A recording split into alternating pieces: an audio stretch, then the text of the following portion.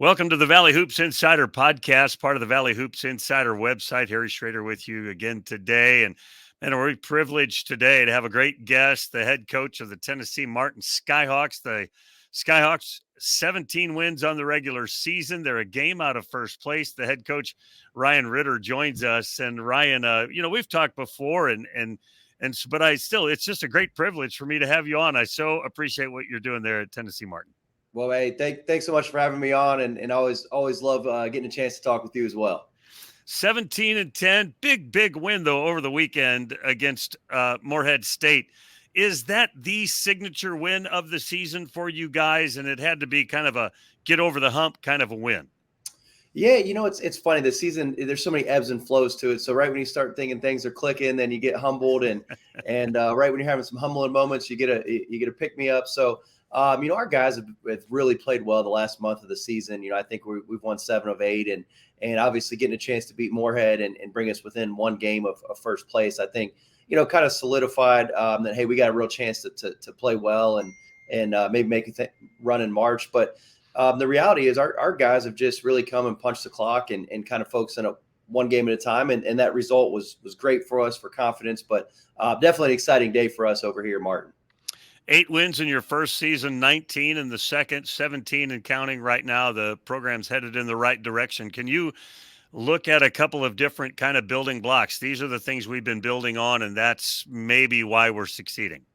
Yeah, I kind of alluded to it. That first year was tough. We were coming out of COVID, and we didn't get a chance to meet our roster. We had 14 new guys, had no returns. We didn't get a chance to meet any of the guys until actually the first day of summer classes. Never seen any of them live, except KJ Simon, who came with me from Bethune-Cookman. So that was a transition year. But I say this all the time, that locker room was really good. We just couldn't get the results that we ultimately were hoping for. And so from 8 to 19 wins, we did a heck of a job. I think recruiting, obviously bringing Parker Stewart back here and signing Jordan Sears along with some other guys. So I think the talent level had increased from year 1 to 2. But now you're starting to see the culture and the program. And from year 2 to 3, you have a lot of guys. We've got 6 guys in that locker room who've played a lot of minutes and have been in a lot of situations for us, good and bad. And I think that's why you're seeing late in the year, we're playing our best basketball here in our third year in the program. How big was it, the extension the university gave you on your contract last summer? I know that I've talked to a lot of coaches about that. It settles some things. It sends a message to players. Talk about that a little bit. Well, first thing, I'm just extremely appreciative. I'm grateful. Those are hard to come by, and I think it shows, a continued support from the university. Obviously, we had a president, Dr. Keith Carver, Chancellor Dr. Keith Carver, that ultimately ended up taking a new role. So anytime there's transition, you're always, a little uneasy as a head coach. We're able to hire, have an unbelievable hire with Dr. Yancey Freeman coming in as our chancellor. And so the continued growth of UT Martin, not just basketball wise, has been really good. Our leadership, Kurt McGuffin, is as good of the athletic director as I've been around. So for them to show commitment to what we're doing here in our basketball program, while rewarding us with, 4 additional years, I'm actually 5 additional years. Pretty fired up as a family and a program to call Martin home right now. Yeah, no, that's super exciting. I was very happy when I read that. I know that you left Bethune-Cookman, that they canceled all their sports during COVID, but how similar are the 3 years there to the 3 years here? Well, they're very similar. Felt like we had taken over a program at Bethune-Cookman that was maybe struggling a little bit in the win-loss record, but we were able to turn that thing a little quicker. Obviously able to win a regular season championship in our first year, but we sustained success, and we're a top 3 or 4 program every year, all 3 years there, and very similar. We're having to recruit an almost entirely new roster, and then feeling like we've had some continuity. Feeling like we know the league a little bit better, feel like we can compete and play our best basketball here, late February. So I think the thing with Martin, it just took a little longer to figure out in that first year, not having a chance to meet a lot of our players. But there's some definite similarities where we've got great administration at the highest levels on both sides and give us an opportunity to work as a staff. I could go down a bad rabbit hole here and talk a lot about Parker and what you guys did for him last year and what he did for you. I'll try to avoid that because we've talked about it before, but I just have such admiration for the way you guys handled all that and don't want to drive by without at least mentioning it. But it does lead me to this point. Family is really important to you. You finished your playing career with your dad. You have your brother and your brother-in-law on the staff there. Just talk about the whole family feel of what you guys do and the way you go about things. Well, I'll give you a quick 10-second update on Parker just because I know Okay. it's of interest. So, man, me and Parker, I really did enjoy coaching him, but I love the relationship we have, life after basketball. One of my favorite guys. We text probably 2-3 times a week, just to make sure that each one's doing okay. He knows it's a long season. He'll check up on me, and I know he's got a lot of things going on, so I'll check up on him. But that's been a really special story for him to come and be with family. But you said it, man. Family is one of my top priorities. I've got an unbelievable wife, 3 beautiful daughters, and been very fortunate to grow up in the game of basketball with my dad being a longtime Division II coach, and then got my brother on staff, and not necessarily blood related, but I've got my college roommate on staff. I've got a guy that I coached on staff when I was at Daytona State, and he actually played for my dad. So when we say the term family, man, I think a lot of these programs say family, and I'm not in their locker rooms, but I know we mean it when we say it, and it's been a real blessing here the last 2 years, especially to work with my brother on staff. Yeah, I think I said brother-in-law. The one coach was like the best man in your wedding, or you were the best man in his, something like that. Well, he was so he's actually my college teammate, my college roommate, and he went out and had it was away a little bit, was out in Kansas and Montana, and then he worked for Chris Beard down at Texas Tech, and then I got him back at Bethune-Cookman, and yeah, one of my best friends, and so we've got a very close dynamic on this staff. What are the building blocks? I mean, like I hear coaches talk culture and this, that, and the other thing. Are there 2 or 3 kind of Skyhawk maxims that you guys are saying to them every day? Yeah, very simple: tough, together, unselfish. Tough, together, unselfish. The game may be changing. There's NLI and there's portal and there's this and there's that. The truth is the tough, together, unselfish teams always find a way to rise to the top. And it looks different every day. It looks different every game. But the truth is we've got a really collective tight end group right now that's watch us play. You can see we're connected. A lot of unselfishness out there, guys that are trying to find ways to win for each other. And it's just been a lot of fun to coach. You talk about unselfishness, and I think of a guy like Curry that's on your team who has been, man, one of the top guys in your rotation, and now he finds himself 3rd, 4th maybe on the scoring list. He's doing that a little bit by example, isn't he? Yeah, I mean, you look at KK Curry, Kobe Jeffries, David Kamwanga. They've been with us all 3 years, and they are playing tremendous minutes for us. And, yeah, their individual production may not be as high as maybe everyone anticipated it. But the truth is, like, there's no one that can say those guys aren't sacrificing for the betterment of the team. And I think that's what makes a really good team when KK Curry is your 4th option, or Kobe Jeffries, who started 32 games for us one year, is coming off the bench. I mean, those are real sacrifices that guys are making. And I know they understand how equally important it is for those guys to lead by example. And that's why we got a chance down the stretch. You've got a great race going on. Moorhead's a game in front of you and 2 other teams with 4 games left. And this is what you signed up for, right? To just be in the championship race with 2 weeks left. Well, I think again, you got to take care of what you can control, and we've got to focus on Lindenwood and the remainder of our games. But the truth is, for the rest of my coaching career, if someone said, "Hey, you're going to be 1 game out of first place, and there's 2 weeks to go in the season," I think I'd sign up for that every single year and be pretty fired up about it. Obviously, some things have to go our way, but feel really good about the brand of basketball we're playing right now. Jordan Sears, you mentioned bringing him in a year ago, and he's just had a terrific 2 years for you. So far, still has things to do and things to accomplish. About 20 points a game, but he's electric, can shoot it from deep. He's good with the ball in his hands. He sets up his teammates. Talk about Jordan. Jordan's the best, man. He ultimate winner. I mean, absolutely ultimate winner. Our team has a toughness component to it, and a lot of that's lead by example by our point guard, Jordan Sears. Obviously you can see the numbers jump out. He's shooting 45% from 3 and averaging 20 a game, and almost 4 or 5 assists and rebounds a game. But he brings it every day. I mean, played 3 straight games, 40 minutes. He really is a tough win first mentality guy. And he's a guy I've known since he was 7, 8 years old. He's from Daytona Beach, and we've got a special relationship, and fired up that he's here with us leading our troops. Daytona Beach, you were at Daytona State, had great success at Daytona State as well. Jacob Cruz is this week's player and newcomer of the week in the Ohio Valley Conference. Talk about Jacob. Oh, man. Jacob he's a special talent. We signed him early in junior college. We signed him in the fall. And had he not signed with us, man, it would have been really tough to get him here late. But, man, he's 6'8". He can score it. He can shoot it. He offensive rebounds. When you've got Jordan and Jacob out there together, you've got 2 guys that are solely focused on winning basketball games, and they're growing and getting and playing better together, along with, Issa Muhammad and the rest of our cast in there. But, Jacob's special. He's got a real translatable skill set. He's going to be able to play this game for a long time. I think about 8 rebounds a game. You mentioned he's 6'8". He's shooting like 44% from deep. That translates. Yeah, and he shoots it from deep. He shoots it high. He doesn't need a lot of space, and it's fun to watch him. He was at North Florida for a year and a half, and ultimately ended up going to junior college. It's fun to watch him step into a new role back in the Division I level, and he's the first or second guy on team scout now, and kind of figured that out the first 3 or 4 games of conference, and now he's figuring out how to continue to be productive. And I'm expecting a big last couple of weeks from him. You mentioned Muhammad. He's scoring double digits for you. Second or third in the league in rebounding.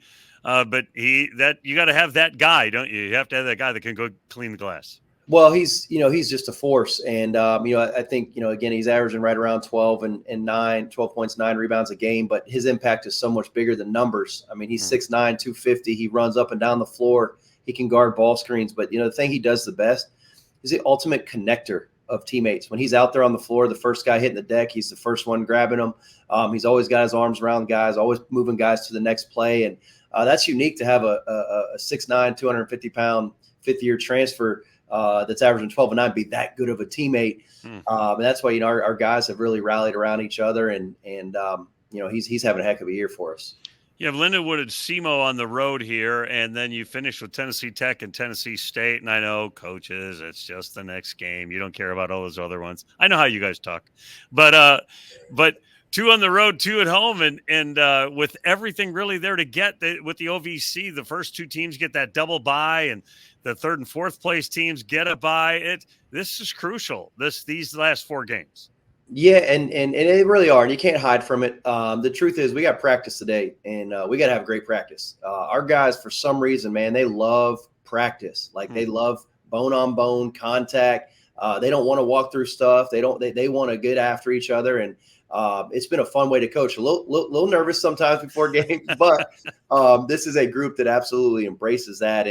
And obviously you can talk about tiebreaker scenarios and this or that, but the truth is our league's going to get 1 team in the NCAA tournament, and we've got to be playing our best basketball going to that thing in Evansville. So whether we're a 1, 2, 3, 4 seed, obviously there's some benefits to it, but the truth is we got to be playing our best basketball, and every day for the last 32 days we've walked in and we've gotten better, and that's got to continue the next 2 weeks.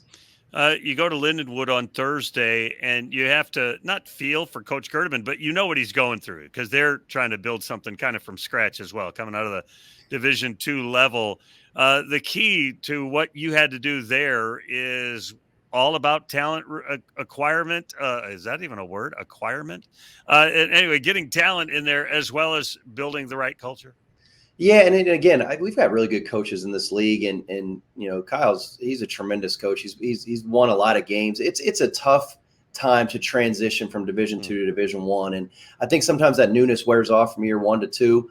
And man, they got good players up there. He's going to get that thing going in the right direction. There's no doubt about it. But that transition period is tough for everyone, coaches, players, I'm sure admin. But yeah, I mean, obviously the first thing is we've got to have great talent, and you got to have great talent. You got to retain it. You've got to recruit it, and then you got to get them to work together. And there's just so many factors when you're in that transitioning stage that no discredit. They are playing their tails off every time. They've got a great game plan. we've got to go up there and play well if we're going to find a way to win on the road. You know, they signed one of the top junior college guys in the country, and he went down the second day of practice, missed the whole season, you know, and so it's very fluid. And speaking of fluid, you're at SEMO on the weekend. They won the conference tournament a year ago, and here they are near the bottom. I mean, it's of the OVC. It's difficult, isn't it, to maintain success and to build it and to allow it, because they lost a bunch of guys in the portal as well. It's just, you mentioned a difficult time to transition. It's a difficult time for college basketball coaches to keep their rosters together and to build forward. Yeah, I mean, I think it's like any profession, though, right? You got to figure a way to grow and adapt, and if this is what the game's calling for, then as coaches, you know, we got to be the best versions of ourselves and try to figure out, you know, who can we retain? What do we want our culture to look like?